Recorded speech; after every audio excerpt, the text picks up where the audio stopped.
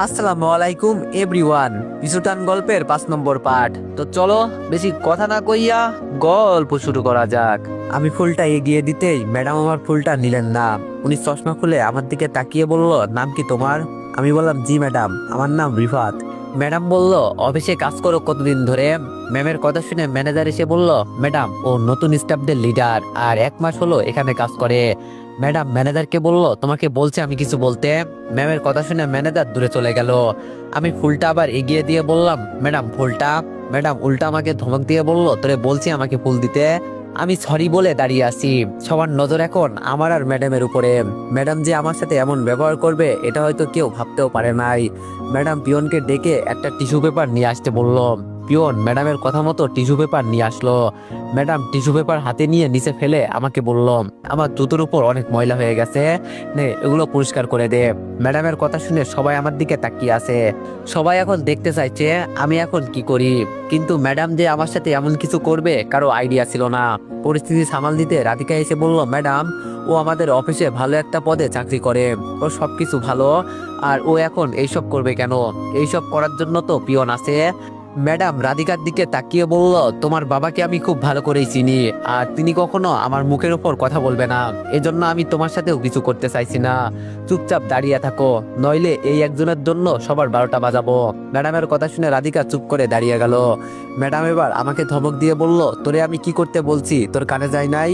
নিজের সম্মান বাঁচাতে আস্তে করে বললাম, বিশ্বাস করেন আগে আমি এইসব ইচ্ছে করে করি নাই। বাবা জোরাজোরিতে এইসব আমি করছি। এই অফিসে আমার একটা সম্মান আছে, আপনি প্লিজ। ম্যাডাম বলল, চাকরি করার ইচ্ছা আছে কি? আমি মাথা নিচু করে বললাম, জি ম্যাডাম। ম্যাডাম বলল, তাহলে আমার কথা মতো কাজ কর, আমি বাড়তি কোনো কথা পছন্দ করি না। আমি মাথা নিচু করে নিচে বসে গেলাম। কখনো যে আমাকে এইসব কাজ করতে হবে এখানে এসে ভাবি নাই। তবে উনি হয়তো আগে আমার বউ ছিলেন, এখন না।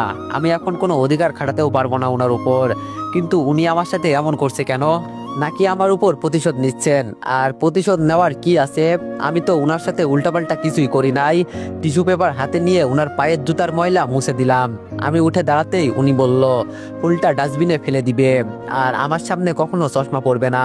তোর মতো ফকিন্নি ছেলের জন্য এইসব নাম। আমি বললাম, ম্যাডাম আপনি আমার সাথে এমন করছেন কেন? আমার অপরাধী বা কি? ম্যাডাম ঠাস ঠাস করে আমাকে 2টা চড় দিয়ে বলল, এত কথা বলতে বলছি তোরে? এখানে আমি যা বলবো সবার তাই করতে হবে, এটা মনে রাখবি। এই অফিসের বস আমি, তুই না। আমি গালে হাত দিয়ে দাঁড়িয়ে আছি।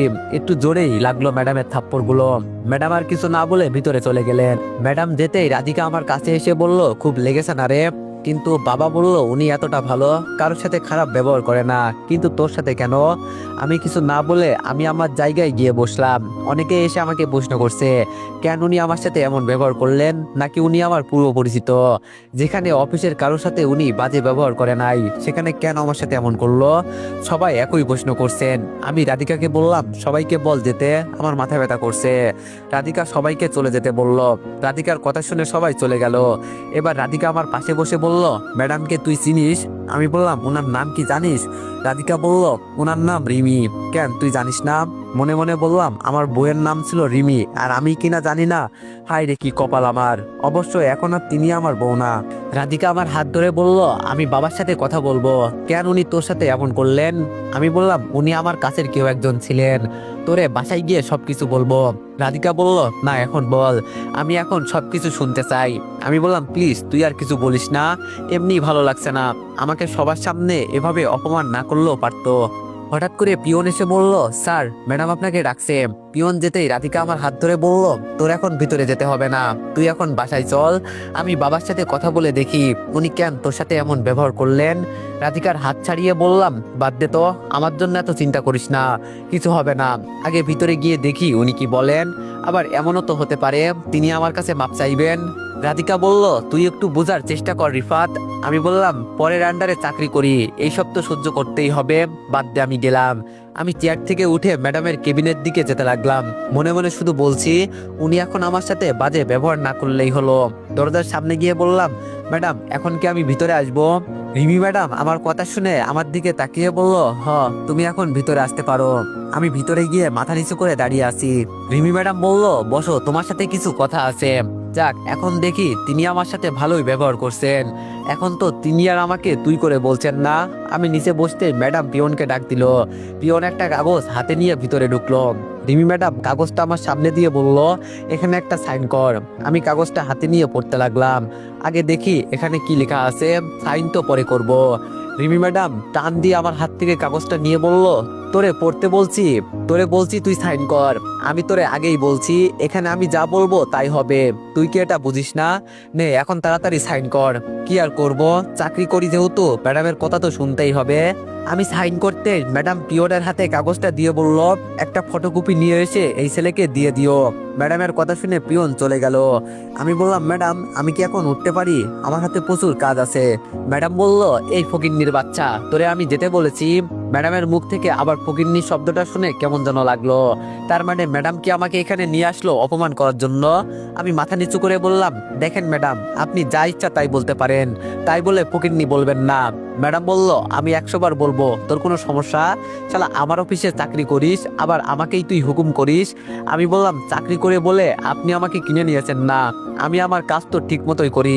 যদি কাজে ভুল থাকে তাহলে আমাকে বকা দিবেন, অযথা কেন আমি বকা শুনবো? আমার কথা শুনে রিমি ম্যাডাম হাসতে হাসতে বলল, আমি যা ইচ্ছা তাই বলবো, এখানে তুই কিছু বলতেও পারবি না, চাইলেও না। আমি আবার রেগে বললাম, তোর চাকরি তুই কর, আমি তোর চাকরি করলাম না। রিমি ম্যাডাম উল্টা রাগ দেখিয়ে বলল, তাই নাকি, আমার চাকরি তুই করবি না?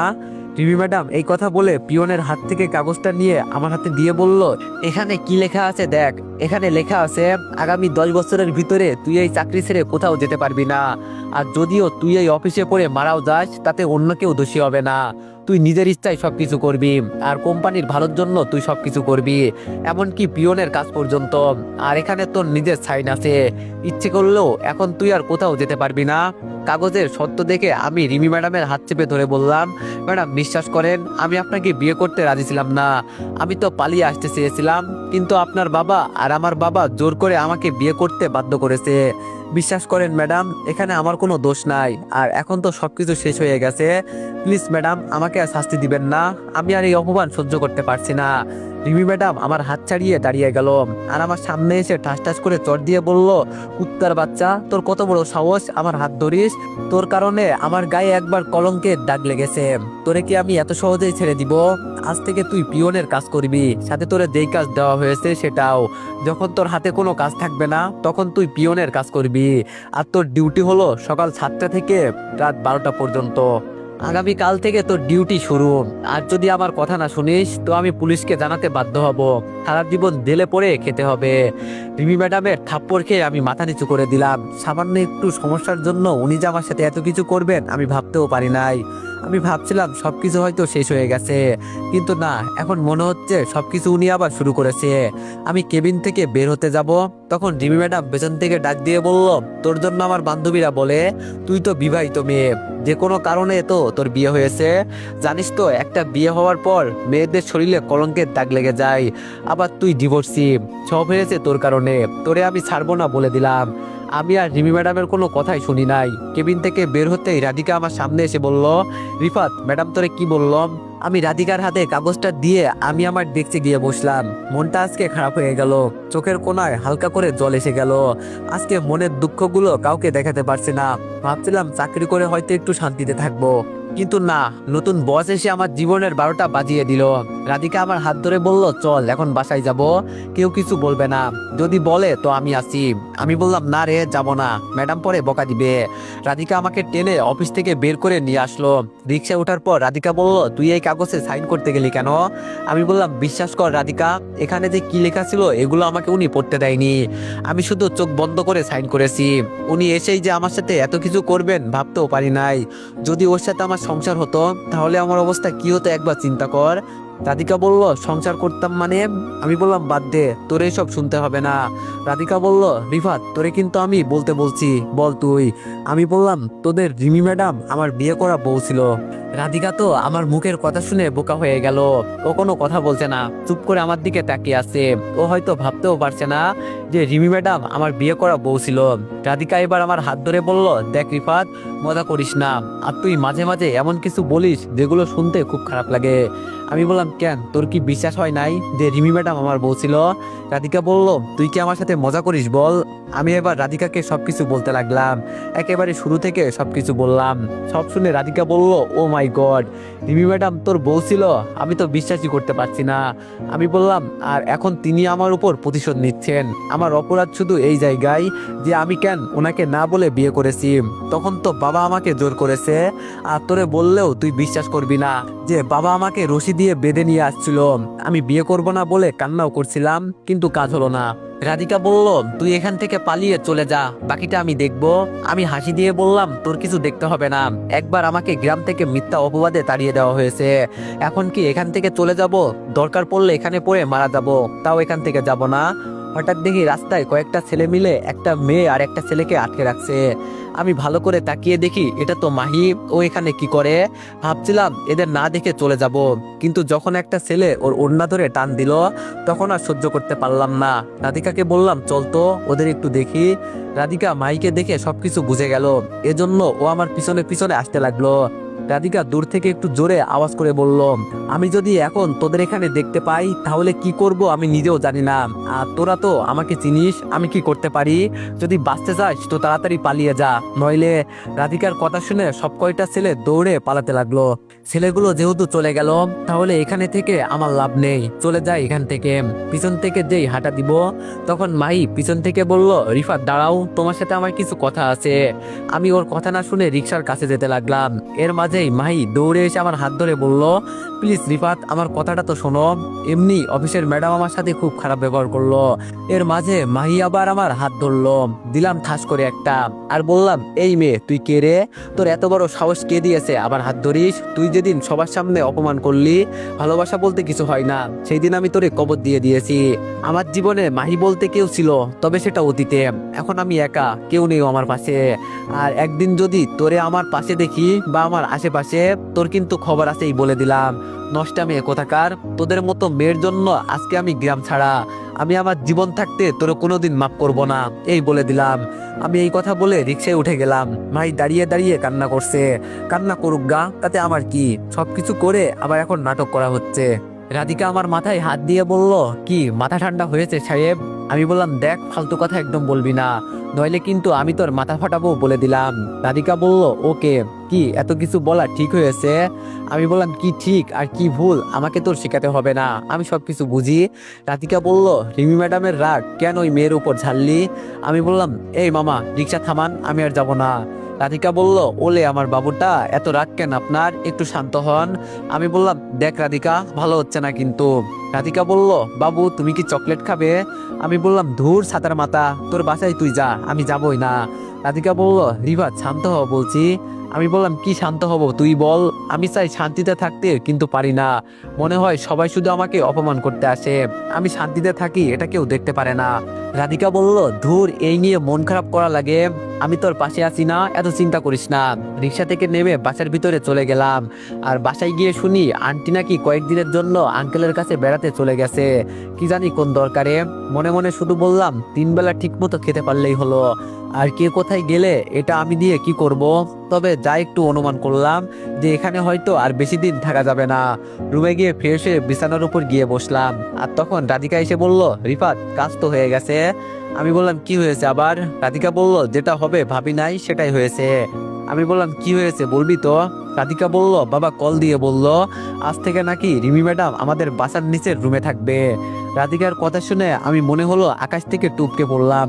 ও এসব কি বলছে? এক তো অফিসে এই মেয়ে আমার পিছনে পড়ে থাকে আমাকে অপমানিত করার জন্য, এখন আবার বাসায়। রাধিকা আবার বলল, আমি বাবাকে না করেছিলাম, কিন্তু উল্টা তিনি আমাকে বকা দিলেন, আমি কি করব বল? আমি ব্যাগটা নিয়ে কাপড় চোপড় গোছাতে লাগলাম আর বললাম, রাধিকা ভালো থাকিস, এখানে হয়তো আর দেখা হবে না, অন্য বাসায় চলে যাব।